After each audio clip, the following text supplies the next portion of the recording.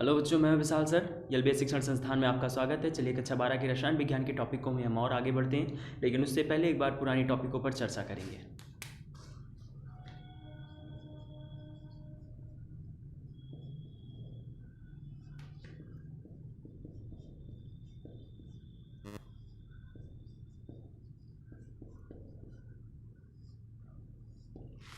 चलिए देखिए, कक्षा 12 का जो रसायन विज्ञान है, रसायन विज्ञान में हम आपको प्रथम कोटि की अभिक्रिया से संबंधित बातों को बता रहे थे। मैंने आपको प्रथम कोटि की अभिक्रिया का वेग स्थिरांक निकालने के लिए एक फॉर्मूला भी दिया था, एक व्यंजक भी दिया था। वो फॉर्मूला हमारा क्या मिला था? K is equal to 2.303/T log base E A by A minus. इस सूत्र की सहायता से हम प्रथम कोटि की अभिक्रिया का वेग स्थिरांक की गणना कर सकते हैं। इसका डेरिवेशन मैंने आपको 2 बार समझाया था। अगर आपको नहीं समझ में आया हो, एक बार अगर आप अगेन समझना चाहते हो तो कमेंट में हमें ज़रूर बताएं। हम इसको अगले वीडियो में समझाने का प्रयास करेंगे। फिलहाल आज के अगले टॉपिक के विषय में चर्चा करते हैं। देखिए, आज का जो हमारा टॉपिक है ये है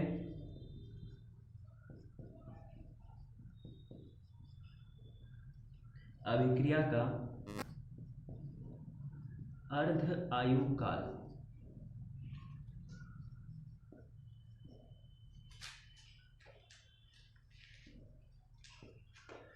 अभिक्रिया का अर्ध आयु काल क्या होता है? अर्ध आयु काल, इसी चीज़ को हमको समझना है। तो एक्चुअली इसी से रिलेट है पूरी तरीके से ये हमारा टॉपिक। चलिए देखते हैं हम। अब सपोज दैट कि कोई रासायनिक अभिक्रिया हो रही है, ए गिव्स आउट प्रोडक्ट। ठीक, आपकी ये रासायनिक अभिक्रिया चल रही है। इस रासायनिक अभिक्रिया में आपका जो ए है ये अभिकारक है और प्रोडक्ट। ठीक, अब यहाँ पे आप जरा देखिए कि ये जो आपका अभिकारक है, जब अभिक्रिया शुरू नहीं हुई होगी उस परिस्थिति में मान लेते हैं हमारी इस अभिकारक की सांद्रता स्मॉल ए है। ठीक, t बराबर 0 समय पे, यानी t बराबर 0 समय वहाँ समय अंतराल होता है जिस पर हमारी रासायनिक अभिक्रिया जस्ट तुरंत प्रारंभ ही हुई होती है। बात समझ में? तो उस समय अंतराल पर जो हमारा सांद्रता है अभिकारक की, उसकी सांद्रता स्मॉल ए है। अब यहाँ जरा देखिए, एक समय जब अभिक्रिया होने लगेगी तो अभिक्रिया के साथ साथ उसका समय भी चलता है। तो एक ऐसा समय आएगा ना, t बराबर एक ऐसा टाइम भी आता है जिस समय अंतराल पर आपका ये अभिकारक जो है पहले का आधा बचा रह जाएगा। भाई, मेरे कहने का ये मतलब है कि आपका जो अभिकारक है ये अभिक्रिया चल रही है और ये उत्पाद का रूप ले रहा है। मतलब रासायनिक अभिक्रिया के दौरान हमारा जो अभिकारक है ये अभिकारक उत्पाद में बदल रहा है। तो उत्पाद में कोई भी अभिकारक एकाएक तुरंत नहीं बदल जाता है, उसकी धीरे धीरे मात्राएं जो होती हैं ये बदलती हैं। बात समझ में? ठीक, अब इसी प्रकार से हमारी ये जो प्रारंभिक सांद्रता है, प्रारंभिक सांद्रता कितनी है? स्मॉल ए है। t बराबर 0 समय पर, यानी जब हमारी रासायनिक अभिक्रिया, आप इसे कह सकते हैं कि शुरू भी नहीं हुई थी, जब आपने केवल अपना अभिकारक लिया था उस समय हमारा t बराबर 0 समय पर प्रारंभिक सांद्रता कितनी है? स्मॉल ए है। अब इसके बाद धीरे धीरे हमारी रासायनिक अभिक्रिया शुरू होती है। तो एक समय ऐसा आता है जिस समय अंतराल पर हमारे अभिकारक की प्रारंभिक सांद्रता आधी रह जाती है। मतलब जितना पहले था उसका आधा भाग शेष बचा है और उसका जो शेष भाग आधा था ये प्रोडक्ट का रूप ले लेता है। बात समझ में? ठीक, तो वह समय अंतराल, अब इसकी जरा अभिक्रिया की जो अर्धायु काल है इसकी परिभाषा को सुनते हैं। वह समय अंतराल जिसमें किसी रासायनिक अभिक्रिया के अभिकारक की सांद्रता अपनी प्रारंभिक सांद्रता की आधी रह जाती है, इसी समय अंतराल को हम लोग उस रासायनिक अभिक्रिया का अर्ध आयु काल कहते हैं। बात समझ में आई? ठीक है, तो अभिक्रिया का अर्ध आयु काल किसे कहते हैं? वह समय अंतराल जिसमें हमारी कोई रासायनिक अभिक्रिया का जो अभिकारक है, अभिकारक की सांद्रता अपनी प्रारंभिक सांद्रता की आधी रह जाती है, उसी समय अंतराल को हम लोग उस रासायनिक अभिक्रिया का अर्ध आयु काल कहते हैं। बात समझ में? एक बार लैंग्वेज फिर से देखिए, वह समय अंतराल जिसमें अभिकारक की सांद्रता अपनी प्रारंभिक सांद्रता की आधी रह जाती है उसे हम लोग उस रासायनिक अभिक्रिया का अर्ध आयु काल कहते हैं। बात समझ में। अब इस अर्धायु काल के लिए हमको एक छोटा सा डेरिवेशन भी देखना है, और यहाँ जो अर्धायु काल होता है, इस अर्धायु काल को हम लोग टी हाफ से रिप्रेजेंट करते हैं। बात समझ में। अर्धायु काल को किससे रिप्रेजेंट किया जाता है? टी हाफ से रिप्रेजेंट किया जाता है। एक बार लैंग्वेज फिर से देखेंगे। अभिक्रिया का अर्धायु काल वह समय अंतराल जिसमें हमारी किसी रासायनिक अभिक्रिया का अभिकारक अपनी प्रारंभिक सांद्रता की आधी रह जाती है, उसी समय अंतराल को हम लोग उस रासायनिक अभिक्रिया का अर्धायु काल कहते हैं, और अर्धायु काल को टी हाफ से रिप्रेजेंट करते हैं। चलिए देखिए,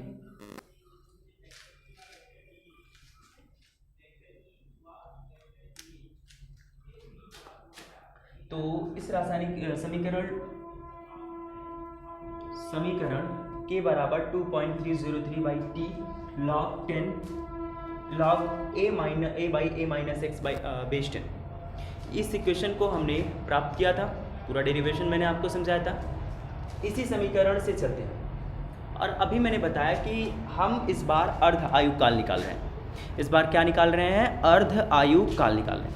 तो जरा अर्ध आयु काल के लिए हम ध्यान देंगे कि जो समय अंतराल है, ये समय अंतराल कितना हो जाएगा? t बराबर t/2। t बराबर t/2 होगा कि नहीं होगा? क्यों होगा? क्योंकि अभी हम लोग अर्ध आयु काल के विषय में बात कर रहे हैं, और ये समय t हाफ तब हो जाएगा। अच्छा, यक्स क्या होता है हमारा? t समय पर उत्पाद जो मिलता है उसी को यहाँ पे x के रूप में रखा जाता है। तो जब t बराबर t हाफ हो जा रहा है, इसका मतलब क्या है? इसका मतलब ये है कि हमारा जो अभिकारक है, अभिकारक का अर्धायु काल के विषय में बात की जा रही है। और अर्धायु काल होता क्या है? परिभाषा के अकॉर्डिंग अर्धायु काल वह समय अंतराल होता है जिसमें हमारी जो अभिकारक होती है, इसकी प्रारंभिक सांद्रता की आधी रह जाती है। तो अभिकारक की सांद्रता जरा देखो, a में से a/2 घटाओगे तो ये आपकी जो वैल्यू मिलेगी, ये वैल्यू क्या अभिकारक की आधी सांद्रता नहीं रिप्रेजेंट कर रहा है। जैसे एक पूरे एक्सपेरिमेंट के जरिए हम समझते हैं इसको। जैसे इसके स्ट्रक्चर में मैंने क्या बताया था आपको कि एक रासायनिक अपक्रिया हो रही है। रासायनिक अपक्रिया में मैंने बताया था ए गिब्स प्रोडक्ट, ठीक। t बराबर 0 समय पर हमारा जो अभिकारक था, इसकी जो सांद्रता थी स्मॉल a थी। इसके बाद t डैश बराबर t समय बीत गया, ठीक। t डैश बराबर जब t समय बीता, या आप इसको ऐसे कह सकते हो t समय पर जब t समय बीत गया तो हमने क्या देखा था कि इसमें से जो हमारा प्रारंभिक सांद्रता है हमारे अभिकारक A की, इसमें से यक्स भाग निकल करके, यक्स मोल प्रति लीटर निकल करके प्रोडक्ट का रूप ले लेता है। तो यहाँ पे A माइनस यक्स ये क्या था? T समय अंतराल पर हमारा अभिकार शेष बचा हुआ अभिकारक था। बात समझ में आई? T समय अंतराल पर बचा हुआ अभिकारक था, और अगर यही T समय हमारा T हाफ हो जाए, यानी अभिक्रिया का अर्ध आयु काल हो जाए, तो अभिक्रिया का अर्ध आयु काल अगर आ जाता है तो इसका मतलब साफ साफ है कि जो हमारा उत्पाद बन रहा है, ये प्रारंभिक सांद्रता का आधा उत्पाद बन चुका है। तो यहाँ बचेगा कितना? आधा तो बचेगा भाई, आधा बचा हुआ, आधा उत्पाद का रूप ले लिया है। बात समझ में? तो आप जरा देख रहे हैं कि t के स्थान पर t बराबर t हाफ रखेंगे, तो इसका मतलब ये कि x के स्थान पर आप a/2 रखेंगे परिभाषा के अकॉर्डिंग। अब जरा यहाँ समीकरण से चलते हैं। से t बराबर t हाफ तथा x बराबर a/2 रखने पर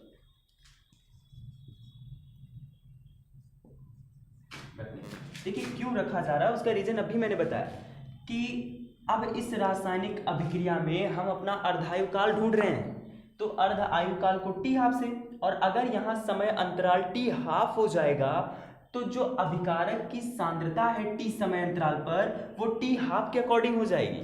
यानी कि जब t समय था तब जो हमारा अभिकारक था उसकी जो सांद्रता बची हुई थी वो a माइनस एक्स बची हुई थी, लेकिन जब समय अंतराल t हाफ हो जाएगा तो t हाफ समय पर हमारा जो अभिकारक होता है, इसकी जो सांद्रता होती है ये प्रारंभिक की आधी हो जाती है। तो आप यहाँ x के स्थान पर अगर a/2 रखेंगे तो ये जो सांद्रता है अभिकारक की, ये पहले की आधी हो जाएगी। बात समझ में? ठीक। रखने पर तो जरा रखिए, तो ये हो जाएगा k इज इक्वल टू, यहाँ हो जाएगा 2.303 बाई टी के स्थान पे T half into log A by A minus A by 2 base 10 हो गया। इस ब्रैकेट को जरा सॉल्व कीजिए, तो ये हो जाएगा k is equal to 2.303 by T half into log, यहाँ जरा देखिए इसको सॉल्व करेंगे, साइड में हम सॉल्व कर देते हैं। यहाँ लिखा है a by A minus A by 2, यहाँ देखो आधे में से आधा घटाओगे कितना बचेगा, आधा बचेगा, तो इसका ये मतलब हो गया a बाई 2। क्लियर? अब आप इस ऊपर वाले एक को आप a बाई 1 लिख दो, भाई लिख सकते हो, 4 पद है, इसका मल्टीप्लाई यहाँ, इसका मल्टीप्लाई यहाँ कर दो, तो ये हो जाएगा k is equal to 2.303 by T half into log 10, sorry यहाँ देखो मल्टीप्लाई करोगे तो ये हो जाएगा 2a बाई ए बेस 10। ठीक, यहाँ से a से a कैंसिल हो जाएगा और a से a कैंसिल होने के बाद यहाँ बचेगा क्या आपका, देखिए जरा, k इज इक्वल टू यहाँ बचेगा 2.303 by T half into log 2 base 10, और लॉग 2 बेस 10 की जो वैल्यू होती है, क्योंकि लॉग 2 बेस 10 इसकी वैल्यू होती है 0.310। ठीक, पुट कीजिए जरा इस वैल्यू को, तो यहाँ जरा रखिए इस मान को, तो ये हो जाएगा k is equal to 2.303 into इसके स्थान पे कितना 0.3010 बाई टी हाफ। ठीक,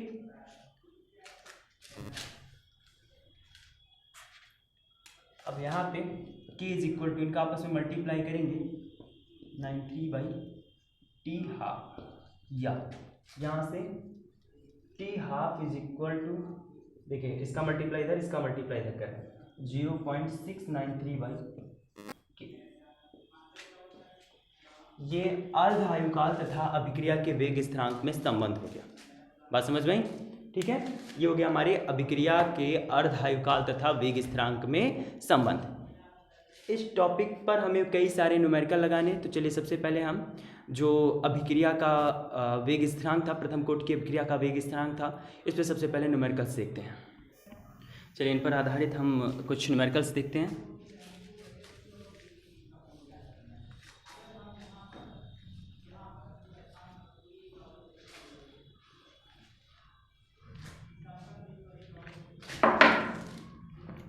चलिए एक प्रश्न है कि किसी प्रथम कोटि की अभिक्रिया में किसी नमूने का 53 मिनट में 50% भाग उत्पाद में बदल जाता है, तो इस अभिक्रिया का वेग स्थिरांक कितना होगा? प्रश्न को ध्यान से समझते हैं। प्रश्न में हमसे ये कह रहा है कि कोई रासायनिक अभिक्रिया हो रही है, मान लेते हैं रासायनिक अभिक्रिया हो रही है, A गिव्स आउट प्रोडक्ट। ठीक है, इस रासायनिक अभिक्रिया में हमसे बस इतना कह रहा है कि एक नमूना लिया गया, नमूने का मतलब जो हमारा अभिकारक हो गया उसी को यहाँ नमूना बोला गया है। इस अभिकारक की जो सांद्रता है ये t बराबर 53 मिनट्स में प्रारंभिक सांद्रता की जो है आधी रह जाती है। मतलब यहाँ डायरेक्टली ये नहीं कहा है कि आधी रह जाती है, बस वो इतना कह रहा है कि जो अभिकारक की सांद्रता है ये 53 मिनट में आधा विघटित हो जाती है। बात समझ में? यानी 50% भाग जो है इसका ये अभिकारक से उत्पाद में बदल जाता है। बात समझ में? जैसे प्रश्न में ये कह रहा है कि एक रासायनिक अभिक्रिया हो रही है और ये रासायनिक अभिक्रिया प्रथम कोटि की है, और इस प्रथम कोटि की रासायनिक अभिक्रिया में हमारा जो अभिकारक है इसकी जो सांद्रता है ये 53 मिनट में 50% में विघटित हो जा रही है। 53 मिनट में वो क्या हो रहा है, 50% भाग उसका अभिकारक से उत्पाद का रूप ले रहा है। तो हमको ये बताना है कि इस रासायनिक अभिक्रिया की वेग स्थिरांक कितना होगा। तो चलिए देखते हैं। सबसे पहली बात कि आप यहाँ पर प्रश्न को पढ़ करके एक अनुमान लगाएंगे। प्रश्न को पढ़ करके आप जो अनुमान लगाएंगे वो अनुमान ये है कि जो यहाँ आपको समय अंतराल दिया गया वो समय अंतराल कौन सा समय अंतराल आपसे कह रहा है ना वो कि 53 मिनट में 50% भाग विघटित हो जा रहा है। तो 53 मिनट में 50% विघटित होने का मीनिंग क्या हो गया?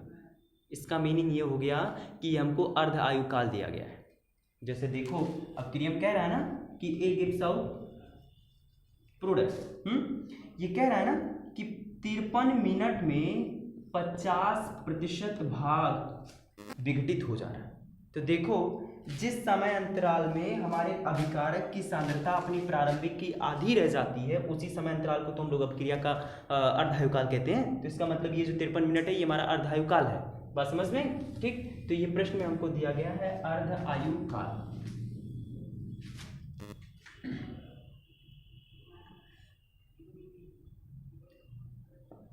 टी बराबर 53 मिनट, इसमें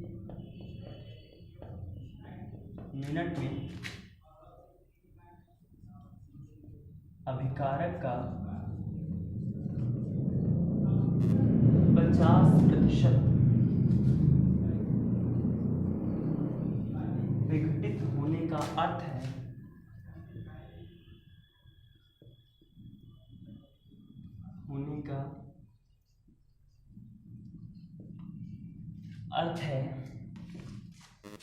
कि दिया गया समय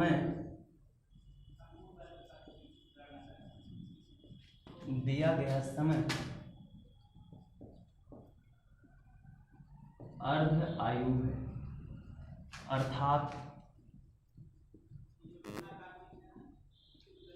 टी हाफ बराबर 53 मिनट्स।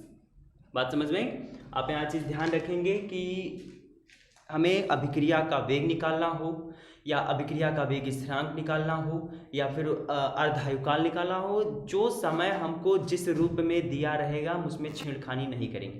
मेरे कहने का ये मतलब है समय अगर घंटे में दिया गया है तो हम उसको घंटे में सॉल्व करेंगे, समय अगर वर्ष में दिया गया है तो हम उसको वर्ष में सॉल्व करेंगे। हम इसको परिवर्तित नहीं करेंगे कि इसको सेकंड में रखना है, मिनट में रखना है। बात समझ में आई? ठीक, तो अच्छा अब हमको निकालना है क्या? अभिक्रिया का वेग स्थिरांक। अभिक्रिया का वेग स्थिरांक, अभिक्रिया का जो वेग स्थिरांक होता है इसे हम लोग के से रिप्रेजेंट करते हैं। के बराबर क्वेश्चन मार्क, प्रथम कोटि की अभिक्रिया है और प्रथम कोटि की अभिक्रिया के वेग स्थिरांक तथा अर्धायुकाल में अभी हमने एक रिलेशन आपको बताया। वो रिलेशन क्या था? रिलेशन है हमारा T half is equal to 0.693 by K. यही तो बताया अभी। यहाँ से चलेंगे और यहाँ से जरा देखिए के का मान निकालेंगे तो के बराबर 0.693 बाई के का मान हो जाएगा यहाँ पे, सॉरी टी हाफ हो जाएगा। सारे मानों को रख दीजिए।